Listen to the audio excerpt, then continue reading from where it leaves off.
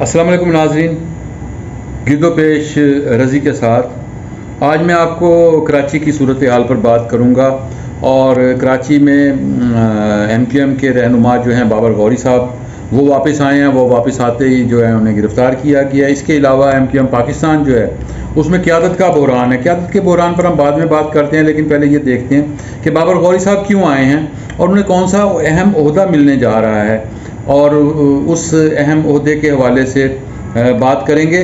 بابر غوری صاحب 8 سال سے بیرون ملک تھے. وہ امریکہ میں مقیم تھے اور وہ انہیں کراچی ایئرپورٹ پر وہ کل آئے رات کو، اور انہیں وہاں آتے ہی گرفتار کر لیا گیا. اور یہ گرفتاری کے بعد انہیں بڑی فرینڈلی گرفتاریاں ہوتی ہیں آج کل. یہ ایک فرینڈلی گرفتاری تھی. گرفتاری کے بعد انہیں ایف آئی اے نے ایئرپورٹ سے نیب حکام کے حوالے کیا. نیب حکام جو تھے وہ انہیں پہلے ایئرپورٹ تھانے لے گئے، وہاں کوئی قانونی کارروائیاں پوری کی گئیں. ایئرپورٹ تھانے سے پھر انہیں منیر کینٹ لے جایا گیا. اچھا، منیر کینٹ میں پھر انہیں محفوظ مقام پر یا نامعلوم مقام پر منتقل کیا گیا.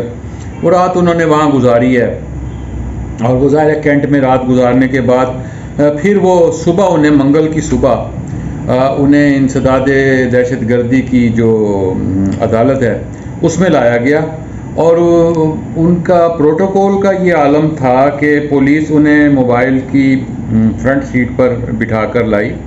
انہیں ہتھ کڑی بھی نہیں لگائی گئی. کل ایئرپورٹ پر بھی پولیس والے بڑے ان کے ساتھ گپ شپ کر رہے تھے، اور کہا گیا ہے کہ وہ بہت اہم عہدہ ہے جو انہیں ملنے والا ہے. اور انہیں پھر 7 روزہ جسمانی ریمانڈ پر انہیں جو ہے نا پولیس کے حوالے کر دیا گیا.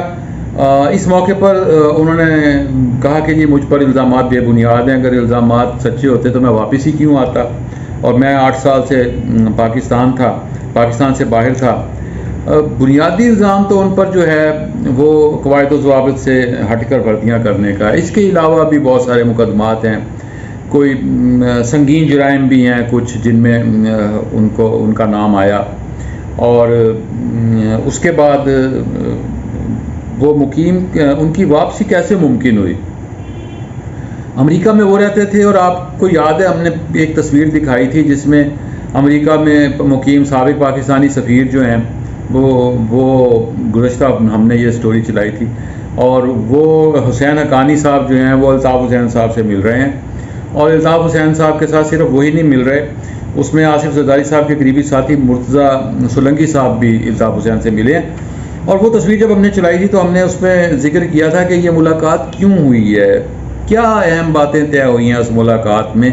اب معلوم یہ ہوا، اب یہ بابر غوری کی واپسی یہ بتا رہی ہے کہ شاید ایم کیو ایم کو کچھ یقین دہانیاں کرانا مقصود تھیں، جس کے بعد بابر غوری جو ہیں وہ امریکہ سے واپس آئے. اور کچھ لوگوں کا کہنا ہے کہ یہ اسی ملاقات کے بعد انہوں نے واپس آئے ہیں وہ.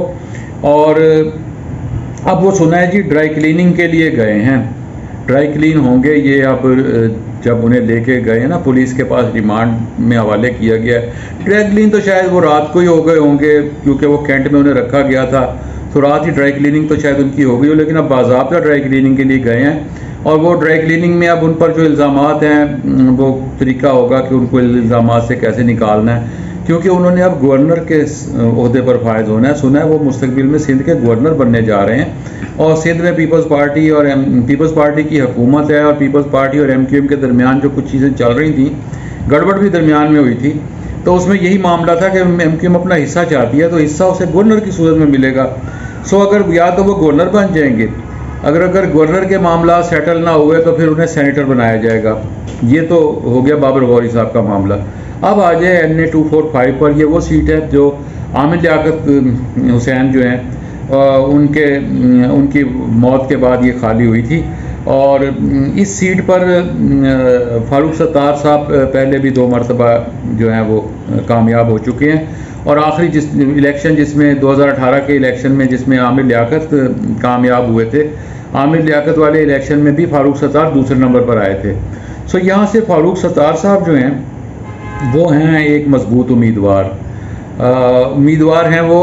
اور لیکن ان کے امیدوار بننے سے ایم کیو ایم پاکستان جو ہے وہ کچھ ٹوٹ پھوٹ کا شکار ہوتی ہمیں دکھائی دے رہی ہے. ایک سابق وفاقی وزیر ہیں، سابق میئر ہیں 2 مرتبہ الیکشن رکن رہ چکے ہیں، اور انہوں نے کہا تھا کہ میں اس حلقے سے آزاد امیدوار کے طور پر الیکشن لڑوں گا، اور بلکہ یہ بھی کہا تھا میں الیکشن میں انٹرسٹڈ نہیں ہوں، میں تو پارٹی کو متحد کرنے کی کوشش بھی کی، انہوں نے ملاقاتیں بھی کی، لیکن وہ اتحاد والی بات تو نہیں ہو سکی۔ ایم کیو ایم حقیقی والے بھی ملے اور کچھ لوگ بھی ملے، اور اس کے بعد وہ الیکشن میں آ گئے۔ اب انہوں نے کاغذات وغیرہ جمع کروا دیے، اور انہوں نے کہا جی میں آزاد امیدوار کے طور پر الیکشن لڑوں گا، اور ساتھ انہوں نے کہا کہ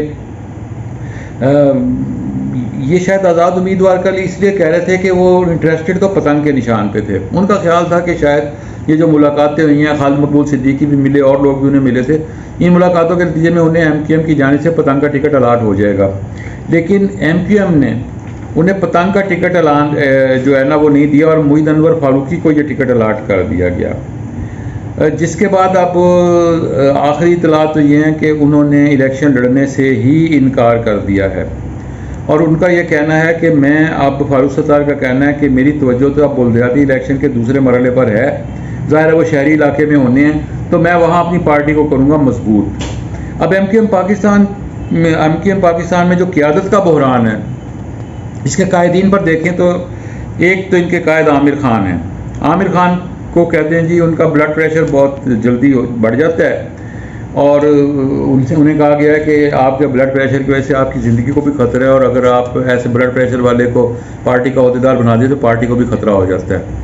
سو وہ تو یہاں سے عامر خان تو فارغ ہو گئے پارٹی کی قیادت یہاں سے۔ اس کے بعد ایک اور سرگرم رہا ہے کنور نوید جمیل، وہ برین ہیمریج کی وجہ سے ان کی وہ تو زندگی اور موت کی کشمکش میں مبتلا ہیں۔ اس وقت پارٹی چلا رہے ہیں خالد مقبول صدیقی۔ خالد مقبول صدیقی خود کینسر کے عارضے میں مبتلا ہیں، اور انہیں پارٹی امور کے سلسلے میں بار بار اسلام آباد اور دیگر شہروں میں جانا پڑتا ہے، جو ان کے لیے ہیکٹک ہو جاتا ہے۔ ظاہر ہے ایک آدمی کینسر کی لڑائی بھی لڑ رہا ہے، اس کے بعد اس کو پارٹی امور بھی چلانے ہیں۔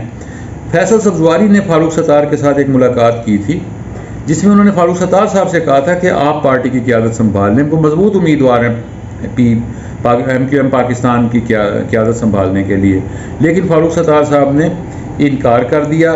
ان پر بعض لوگوں کا یہ خیال ہے کہ اگر ایم کیو ایم کا ٹکٹ جو ہے فاروق ستار کو نہیں دیا گیا تو یہ بھی ایک ان پر دباؤ بڑھانے کی کوشش ہو سکتی ہے، اور اس کے بعد شاید انہیں وہ ٹکٹ بھی جاری کر دیا جائے۔ اگر وہ پارٹی کی قیادت سنبھالنے پر رضامند ہو جاتے ہیں پھر شاید انہیں ٹکٹ بھی دے دیا جائے، لیکن صورتحال بہرحال بہت دلچسپ ہو گئی ہے، اور اب دیکھنا یہ ہے کہ اور اصل تو پھر آگے جا کر ہم اس پر مزید بات کریں گے کہ اس الیکشن میں اب آگے کیا ہونے والا ہے، کیونکہ پاکستان تحریک انصاف جس کی یہ سیٹ تھی اس نے بھی تو یہاں الیکشن لڑنا ہے، اور اس نے تو اپنے امیدوار کا اعلان بھی کر دیا ہے، باضابطہ اس کا اعلان ہو گیا ہے، اور اب صف بندی کیا ہوگی اس پر ہم پھر اگلے ویڈیو میں بات کریں گے۔ فی الحال تو دیکھنا یہ ہے کہ آنے والے دنوں میں اونٹ کس کروٹ بیٹھتا ہے۔ ناظرین کرام، گرد و پیش رضی کے ساتھ اس چینل کو سبسکرائب کریں اور بیل آئیکن کو بھی کلک کریں۔ مجھے آپ کی رائے کا انتظار رہے گا، اس ویڈیو کے بارے میں آپ کی رائے کا منتظر رہوں گا۔ نئی ویڈیو کے ساتھ ملیں گے، خدا حافظ۔